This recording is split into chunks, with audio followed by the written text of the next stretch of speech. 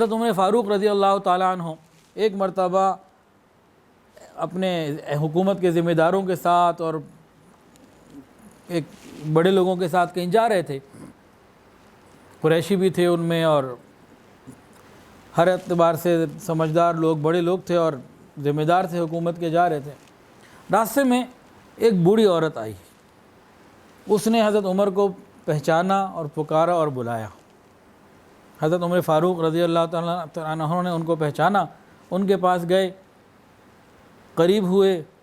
بڑی کمزور سی آواز تھی اس کی، نحیف سی. آپ قریب ہو کے کان لگا کے اس کی بات سننے لگے. اس نے اپنی بات کرنے میں بڑی دیر لگائی. وہ بات کرتی رہی، اپنی کو ضرورت تھی، بڑی دکھوں کی ماری پریشان حال عورت تھی. خیر آپ نے اس کی ضرورت کو پورا کیا. اس سارے کام میں کافی وقت لگ گیا.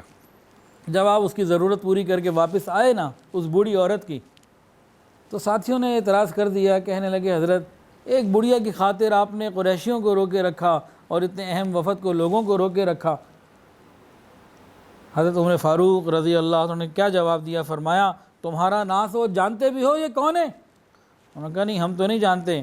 حضرت عمر فاروق رضی اللہ عنہ نے ارشاد فرمایا یہ وہ خاتون ہیں جن کا شکوہ اللہ نے آسمانوں میں سنا.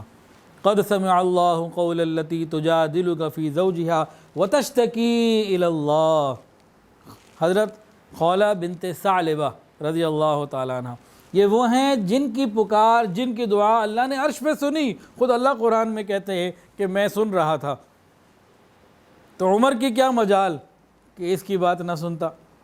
اور اگر یہ ساری رات بھی مجھے کھڑا رکھتی تو ساری رات میں کھڑے رہتا جب تک کہ اس کی ضرورت، یعنی کہ جتنا وقت بھی یہ کھڑا رکھتی میں کھڑے رہتا جب تک کہ اس کی ضرورت پوری نہ ہو جاتی. آپ امیر المومنین ہیں، لیکن ایک عام رعایا میں سے ایک بوڑھی عورت بھی آپ کو روک لیتی اور آپ رک جایا کرتے. اور اس میں ایک بات اور ظاہر ہوئی، جو اہل تقوی ہوتے ہیں ان کا احترام اور لوگوں کی نسبت زیادہ ہوا کرتا ہے. ایک مرتبہ مدینہ طیبہ میں بنو نجار کے وفود آئے اور شہر کے اندر ایک جناب چہل پہل اور خوب ایک ہنگامہ اور بہت لوگ آئے ہوئے باہر کے. تو حضرت عمر فاروق رضی اللہ تعالیٰ عنہ نے حضرت عبدالرحمن ابن عوف رضی اللہ عنہ کو فرمایا کہ بھئی چلو، کوئی چوری نہ ہو جائے، کوئی مسئلہ نہ ہو جائے، کوئی لوگوں کی پہرے کے لیے، حفاظت کے لیے چلو رات کو گشت کرتے ہیں. یہ دونوں بزرگ حضرات چل پڑے. ایک جگہ انہوں نے رات کو کہیں اسٹے بھی کیا کسی جگہ پہ، وہاں انہوں نے پھر تہجد بھی پڑھی، دونوں نے نمازیں بھی پڑھی. وہاں پہ کیا واقعہ ہوا، انہوں نے دیکھا کہ قریب ایک جھوپڑی سی ہے، قریب ایک کوئی جگہ ہے، تو وہ وہاں ایک بچہ رو رہا ہے اور ماں اس بچے کو چپ کرانے کی کوشش کر رہی ہے. بچہ چپ نہیں ہو رہا. حضرت عمر فاروق رضی اللہ عنہ چھوٹا بچہ تھا، تو اس عورت کے پاس ہے، اس کو کہا خدا کا خوف کرو، اپنے بچے کا خیال کرو، اسے چپ کراؤ. کہہ کے واپس تشریف لے آئے. تھوڑی دیر بعد پھر وہ بچہ رونے لگا. یہ پھر واپس آئے بچے کی آواز سن کر کہ بھئی اسے چپ تو کراؤ. پھر آپ سمجھا کے واپس چلے گئے.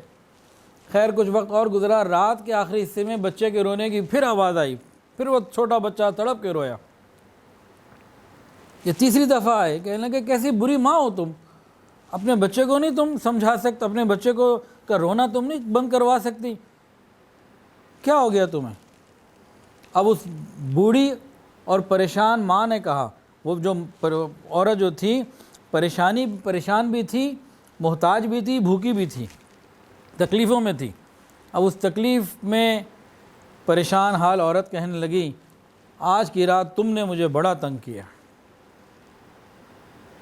اصل میں مسئلہ یہ ہے کہ میں اپنے بچے کا دودھ چھڑانا چاہتی ہوں، یہ چھوڑ نہیں رہا. میں دودھ چھڑانا چاہتی ہوں، یہ انکار کر رہا ہے، مان نہیں رہا، اور اس لیے یہ رو رہا ہے. اب امیر المومنین نے پوچھا تم کیوں اس کا دودھ چھڑانا چاہتی ہو؟ کہنے لگی اصل میں امیر المومنین عمر ابن خطاب رضی اللہ تعالیٰ عنہ نے بچوں کے لیے جو وظیفہ مقرر کیا ہے وہ دودھ چھڑانے کے بعد کا ہے. حضرت عمر نے جب یہ سنا تو فوراً لرز گئے، خوف میں آ گئے. پوچھا اس کی عمر کتنی ہے؟ اس نے کہا چند مہینے، جیسے 6-8 مہینے کو بتائے. اس کے بعد حضرت عمر فاروق رضی اللہ تعالیٰ عنہ نے اس کو کہا کہ تم اس کو دودھ پلاتی رہو، اس کے ساتھ یہ کام مت کرو، اس کا دودھ بند کرو، تم اسے دودھ پلاتی رہو. اس کے بعد حضرت عمر فاروق رضی اللہ عنہ کو حکم دے کے واپس تشریف لے آئے. فجر کا وقت ہو گیا، مسجد میں جب نماز پڑھائی تو نماز میں آہو بکا رہا، رونے کی کیفیت اور غم کی کیفیت کو لوگوں نے سب نے محسوس کیا جہاں تک قرأت کی آواز گئی۔ نماز کے بعد سلام پھیر کے تمام لوگوں کو جمع کیا اور فرمایا کہ عمر کے لیے تنگی ہو، پتہ نہیں کتنے مسلمان بچوں کو یہ مار چکا ہوگا۔ اس کے بعد آپ نے حکم جاری فرمایا حالت اسلام میں پیدا ہونے والے ہر بچے کو وظیفہ دیا جائے گا، اور تمام علاقوں میں یہ فرمان جو ہے وہ بھیج دیا گیا کہ رعایا میں کسی کی تکلیف کو دیکھا فوری طور پر اس کے لیے فکر مند ہو گئے۔ آج بھی یورپ کے بعض ملکوں میں یہ قانون باقی ہے اور عمر لاز کے نام سے باقی ہے۔ مسلمان ملکوں میں ہو نہ ہو، لیکن بعض یورپی ممالک میں جیسے سوئٹزرلینڈ کے بارے میں سنا ہے، اور بعض ممالک میں یہ عمر لا کے نام سے باقی ہے کہ جب کوئی بچہ پیدا ہو جائے تو اس کا وظیفہ جاری کر دینا بیت المال کی طرف سے۔ ایک مرتبہ واقعہ ہے کہ عراق سے ایک وفد آیا حضرت احنف ابن قیس رضی اللہ تعالیٰ عنہ کی قیادت میں۔ گرمی اتنی شدید، پسینوں پہ پسینے بہہ رہے اور عجیب حال تھا، بہت شدید گرمی تھی، ریگستان کی گرمی ویسے ہی بہت زیادہ ہوتی ہے۔ اب احنف ابن قیس رضی اللہ تعالیٰ عنہ دور سے آئے ہیں عراق سے ملنے کے لیے، معلوم کیا خلیفہ کہاں ہیں، امیر المومنین، تو پتہ لگا ایک جگہ پہنچے، وہاں جا کے دیکھا تو عمامہ اترا ہوا ہے، سر پہ ٹوپی ہے اور ایک پیٹ کمر کے اوپر نہ گول کپڑا باندھا ہوا ہے، اور اونٹوں کو دیکھ رہے ہیں، اونٹوں کا خیال کر رہے ہیں۔ اور اونٹ کون سے تھے؟ ذاتی نہیں، تجارت کے اونٹ نہیں، زکوٰۃ میں جو اونٹ آئے تھے ان کا علاج معالجہ، ان کی دیکھ بھال کر رہے ہیں۔ احنف ابن قیس ان سے ملنے آئے تھے، انہوں نے ان کو دیکھا، حضرت عمر نے احنف آ جاؤ، کپڑے بدل کے آ جاؤ، ادھر خیال کر لو، یہ زکوٰۃ کے اونٹ ہیں، ان میں یتیموں کا، مسکینوں کا اور بیواؤں کا حق ہے۔ اب حضرت احنف ابن قیس کے ساتھ کچھ لوگ اور بھی ساتھ تھے، ان میں سے کسی نے کہہ دیا امیر المومنین یہ کام تو کوئی غلام بھی کر سکتا ہے، اس کام کے لیے آپ خود کیوں کر رہے ہیں؟ تو امیر المومنین نے جب یہ بات سنی تو فرمایا بھلا مجھ سے بھی بڑا کوئی غلام ہوگا، بھلا مجھ سے بھی بڑا کوئی غلام ہوگا؟ اور یہ احنف کون ہے؟ جو شخص مسلمانوں کے امور کا ذمہ دار ہے وہ مسلمانوں کا غلام ہے۔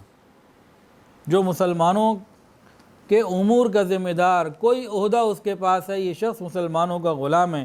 جس طرح ایک غلام کے اوپر اپنے آقا کی خیر خواہی اور امانت کی ادائیگی ضروری ہے، اسی طرح ان پر بھی ان چیزوں کا پورا کرنا ضروری ہے۔ حضرت عمر فاروق رضی اللہ تعالیٰ عنہ، ان کی اہلیہ نے ایک مرتبہ اپنے ذاتی پیسوں سے کچھ گھی خرید لیا۔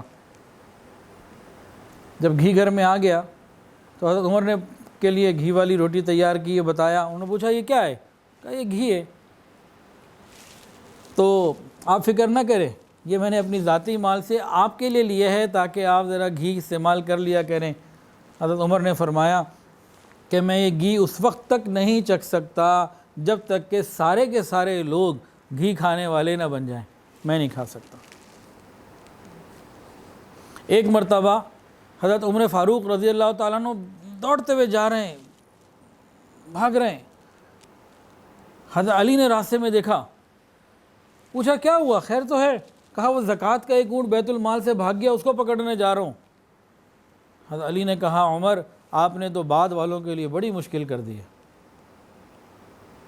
حضرت عمر نے فرمایا یہ بیت المال کا ایک اونٹ یا ایک بکری، کوئی بھی چیز اگر اس طریقے سے بلا وجہ ضائع ہو جائے تو قیامت کے دن میرے پر سوال ہوگا اس کا۔ یہ جو مدارس چلانے والے ہیں، خانقاہیں چلانے والے ہیں، مسجدیں چلانے والے ہیں، یا جتنے بھی نان پروفٹ آرگنائزیشنز ہیں، یہ ٹرسٹ ہیں، فاؤنڈیشنز ہیں، ہاسپٹلز ہیں، یتیم خانے ہیں، جتنے بھی فلاحی ادارے ہیں، ان لوگوں کا جنت میں جانا بہت مشکل ہے۔